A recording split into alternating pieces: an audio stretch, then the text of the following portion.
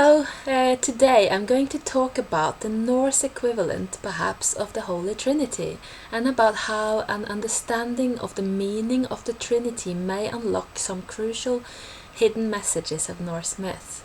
Anyone who studies the Edda will at some point notice that a trinity of gods keep appearing at crucial moments in cosmic mythical history, and that the members of the trinity vary somewhat.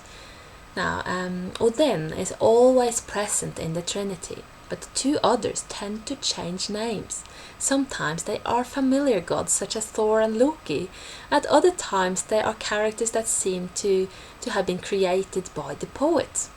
In the latter cases, it is obvious to me that they have a metaphorical significance that we can pinpoint if we look to the meaning of their names or their function in the myths. And more importantly, we should, I think, look at the Trinity as a sort of formula, one that always tells us more or less the same thing. I once sat down and compared all the trinities that appear in the myths and made what I think is a discovery about the message of the male trinity formula in Norse myths. Let us begin with the one character who always is a part of the trinity, Odin. His name is derived from the Norse word Odr and the suffix hin. Hin means the, so Odin is the Odr. And Odr has, interestingly enough, three meanings. The first meaning is spirit, and that meaning makes a lot of sense, seeing as Odin is the god of inspiration and otherworldly knowledge, and he's also the giver of breath.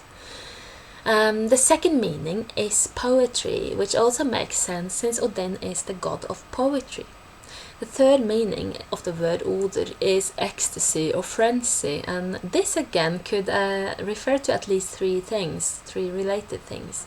One, the state of mind that a warrior enters during battle, the sort of concentrated rage and frenzy that is probably necessary to endure a battle situation. The Norse warriors apparently induced a state of ecstasy as a matter of ritual before a battle. Rumors have it that they ate mushrooms. In any case, specially initiated warriors of Odin would call this state of mind berserkargengu, which basically means to go berserk. And that word, berserk, means bear-clad. That they sort of became like bears, like animals, beasts, fearless. The second meaning is sexual ecstasy and frenzy, the state of mind you need to... I think you get what I mean. Seriously, it's about passion, life force, vitality, right? And the third is spiritual ecstasy, the state of mind that a shaman, for example, enters in order to alter reality and move into other worlds.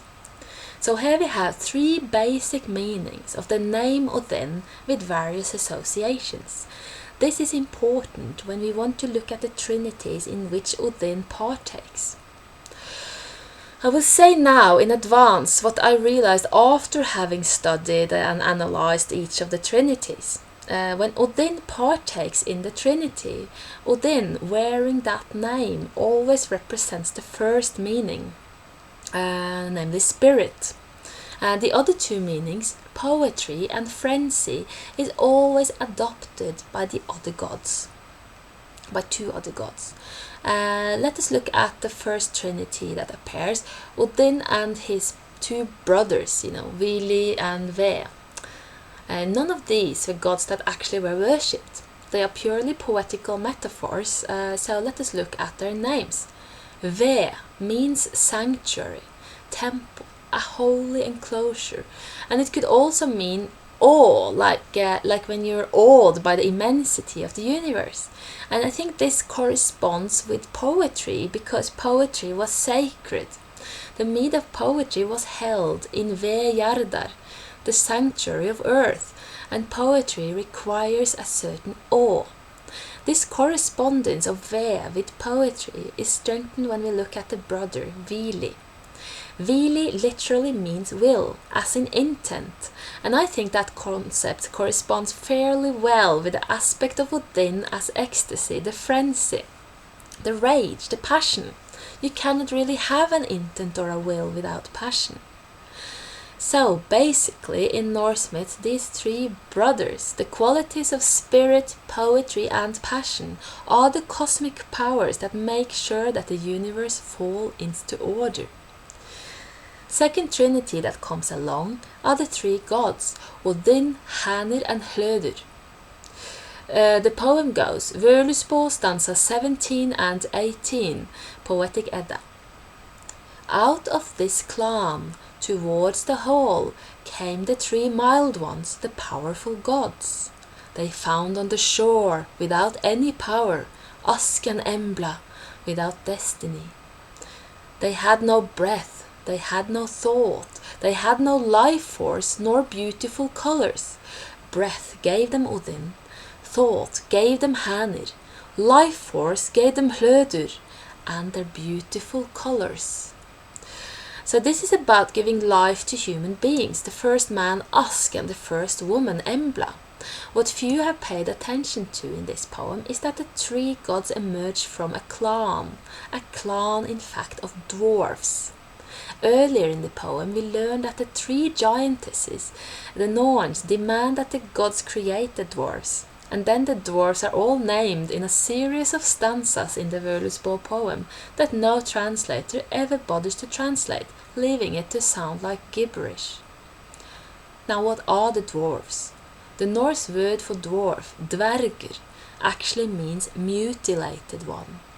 And there could be a number of explanations for this. It is quite complicated, but when trying to translate all the names of the dwarfs that are listed in these several stanzas, I got the impression that the dwarfs to a great extent represent particular personality types. And the last group of dwarfs that are listed are the kind of dwarfs that are described with the following words. And here I'm going to present translations to those dwarf names I'm most certain about. It's stanza 16. The poem goes, It is time to list the lineage of the delaying one, the dwarfs of the law. There was the dripper and the battle weapon. There was life and soul strife. There was elf and fruit of youth, the one who renounces and the famous thief. They set sails towards out of falseness, from the rocks of the hall towards the hill of earth. Very mysterious. These are the dwarfs. They are created by the gods, but they are also the clan from which the gods descend to earth. To me, it seems like the myth is referring to a particular type of dwarfs, spirits or personality types, shapes, that choose to conquer illusion, out of falseness, and that come to earth from, some sort of other dimension or spirit land, coming to earth to embark on that quest towards conquering falseness, illusion. And that they are mutilated could refer to them being limited, as I think is also not whole, as I think is also a Vedic concept that human beings, for example, are sort of limited capsules for a spirit that is originally limitless. That matter is a way of limiting the spiritual limitless. And I have read at least one poem, Indian poem, that refers to creation as limiting the limitless. And in that context, it could be fruitful to remember that before the dwarfs were created, the gods roamed freely and playfully in the universe. They just had fun. And then almighty fate came and reminded them of duty. And in order to go into the earth world, the gods needed a shape. And that shape, I think, is provided by the dwarfs, the mutilated ones. Anyways, from this kind of clan, the three gods appear for the first time on earth, and we have already established that Odin in the Trinity represents spirit. This corresponds very well with the fact that Odin is the one who offers breath to men and women. The second god, Hanir, offers thought. And the meaning of the name Hanir is, I have to say, often thought incomprehensible. It actually means chicken. Norse linguists have really struggled with that one, and the only thing that I can think of is that the name is a humorous way of referring to the chattering, clucking, cackling sounds of thought within our heads. Hanir represents, in my opinion, exactly what he offers: mind. It is said that Hanir is advised in all matters by the giant Mimir. Mimir means memory, and that memory always advises thought or mind is a very reasonable and descriptive poetic metaphor for how the mind works. Hanir is also referred to as the quick god and the long-legged god, meaning that he can move far and quickly, just like thought, just like mind. And one myth told by Snorri relates that Hanir is not really that smart below the surface. You see, he looks beautiful, he appears to be the perfect chieftain, but he's completely dependent on Mimir, on his memory, to be able to rule at all, just like the mind. So this is one of the many Norse myths that point out the potential limitations and illusions of the mind, and most of these myths feature Thor, as we have seen in my previous videos. The third god of the Trinity is Hlöður. He offers vitality, life force and beautiful colors to humanity, and his name means heat. I think we could safely say that Hlöður corresponds with the original Trinity, taking the place of Vili, the intent, the passion, and Hanir, the thought, the mind, corresponds with poetry and with ve, with awe. Okay. Let us look at the next trinity that appears. This time we are seeing Odin and Hanir again, representing spirit and mind. The place of passion, of intent, of will, of vitality is taken now by Loki. Loki is a character that fits perfectly with the third meaning of Odin's name, the frenzy, the passion. He is the blind rage, the intense passion, and the ability to alter consciousness and move into other worlds.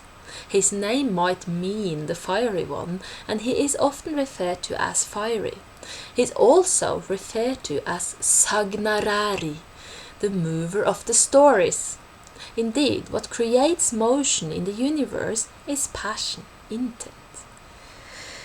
In this particular story, Loki, in a state of terror, offers Idunn, the goddess of immortality, to the eagle of death in exchange for his own life at the present.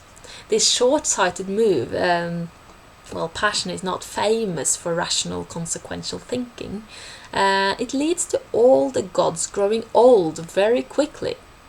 Idunn is known as Åsa Leikum. She is the lover of all the gods, and they need her to stay young, to stay immortal. So Loki has to restore the goddess in order to save their lives. And the event leads to the entry of the giants of death among the gods, and it is perhaps illustrative that both Odin the spirit and Hanir the mind are completely passive in this story. Because if the spirit and the mind had been engaged as much as passion, all this drama may not have happened in the first place. Okay. Next time the Trinity appears in the Edda, we see again Odin as spirit and Loki as passion. And the place of mind, the thought, is now taken by Thor. I talked about how Thor could represent the mind in my 3 previous videos, so I won't spend much time talking about that here. I'll only add a small piece of information to the Thor picture: his servants. He has 2 servants, a boy and a girl. The boy is called Chalfi, and it is, just like thought itself, known to be able to move very swiftly and far. And his name means holding together, a function of the mind, holding together mental reality. The girl is called Röskva, and I have found 2 alternative meanings to that name, both making sense. The one is to dig up, which is a quality of the mind, and the other is to mature, which is also a quality of the mind. In this story, the gods, all 3 of them together, Odin, Thor and Loki, spirit, mind and passion, attempt to gather the divine red gold of a dwarf called Andvari, and that means alert spirit. Gold is a metaphor for divine light and wisdom, so this is about waking the spirit to a divine state. The same red gold reappears later in a context of initiation. It is needed when the young Sigurd, the hero, is trying to reach and wake up the sleeping Valkyria, a sleeping goddess, on the sacred mountain, a goddess who will teach him the secrets of fate. And for that, all three aspects of human existence is needed at the same time. The spirit, the mind and the passion working together as a trinity and as a unity within the hero. The Trinity formula repeats itself in Norse cults. In the Viking Age temple of Uppsala, 3 male gods were worshipped next to the Disir. Again, we have Odin, representing spirit, and then we have Thor, representing mind, and thirdly we have Freyr, a god represented all over Scandinavia with huge phallic standing stones, and who was the lord of growth, fertility, and indeed passion.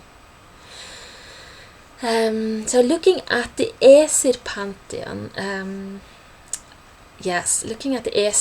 we have seen how both Loki and Freyr could represent the passion of Odin. Thor could represent mind and thus poetry. Surely there's always a lot of epic action around Thor, and you do need a mind to create poetry. So, okay, and we could look to the other gods. So you have, next to Odin, we have Bragi, the god of poetry. Obviously an incarnation of the poetry aspect in Odin. And then we have Tyr, the god of war, corresponding with frenzy, with passion. Or we could replace the Aesir gods entirely and put the Vanir gods in their place. There you see, a trinity of Vanir gods. The first is Heimdallr, whose name means great world, and who seems to represent the entire universe. He hears all and sees all, and uses the big Jallarhorn to drink, that is used to drink the mead of memory and to pour it all out again. In any way, he, in my mind, represents the spirit. And then we have Njordr, who controls the waves and the winds. And if you look at it metaphorically, it's a very good way of describing how mind works, controlling all these different, impacts from life. And finally, you have Freyr, who is clearly a candidate for passion, ecstasy, and frenzy.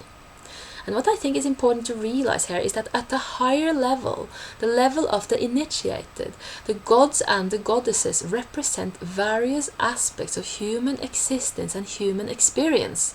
They are not necessarily outside forces.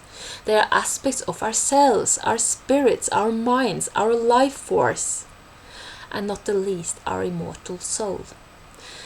To sum it up, those of you who have followed the entire series here may recall that in video number 3, I talked about how myth ought to be read as parable, and I mentioned the Indian epic Mahabharata and how the characters Princess Draupadi and her 5 husbands actually represent the mind and the 5 senses. And that the entire epic was about how all these different aspects of the human life interact with each other and with the divine. So, and in the first Son of Earth video, the number 19, I talked about how Odin and Thor met, and how Odin was angry with Thor because Thor had not been present to help him to win the Linen White Maiden. Now, the Linen White Maiden represents, I think, the immortal soul, and Odin is the spirit, and Thor is the mind. If you think about it, this story in terms of a parable of the human spiritual condition, the spirit is already in union with the immortal soul. The spirit knows everything, but loses eventually because the mind is not attending. What was the mind doing? At the time, the mind was busy defending its belief structures instead of opening up. Something I realized was that one can in fact start to apply the Trinity formula to all the stories in the Edda. You have the story of how Odin the spirit retrieved the mead of immortality from Gunnlod, but had to leave her behind in the underworld. Why? Just like the linen white, he could not keep her. In the second story, Freyr, the passion, makes an attempt and is told that he will be able to reach the maiden with the light arms when he has undergone initiation. But that will be the death of passion, and thus the death of him. And finally we have Thor. As we have seen lately, when he finally recovers the totality of himself, he reunites with his wife, with his true fate, and all the gods may drink the mead of the immortals. Loki, representing passion without wisdom and without spirit, however, has to go. When I had first uncovered this Trinity formula of spirit, mind and passion, I started to see it happen all throughout the Edda, even in the heroic poems, such as the characters of Sigurd, Gunnar and Högnir. And I find it very interesting that going back to rock carvings from the Bronze Age in Scandinavia, 3 male gods dominate the picture together with the central sun disk, the sun goddess with whom they all seem to seek, interact and unite. And among these Bronze Age gods, one god is represented by a spear, which some have pointed out resembles the major weapon attribute of Odin. Another god is represented with or by a battle axe, and this one looks conspicuously like a hammer, like Thor's hammer. And a third god is presented by a sword, which is the Norse attribute for Freyr.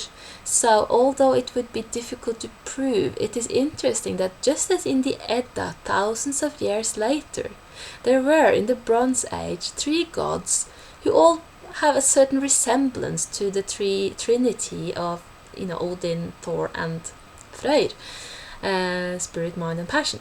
And they all seem to interact with a goddess, the sun goddess, just as the 3 gods of the Norse pantheon all attempt to reach the golden glowing maiden whose arms illuminate the lands and the seas and receive her drink of immortality. So, in the next video I will talk about how to apply this Trinity formula in order to understand certain myths, such as the myth of Balder. Okay, then I will finish here. Bye bye.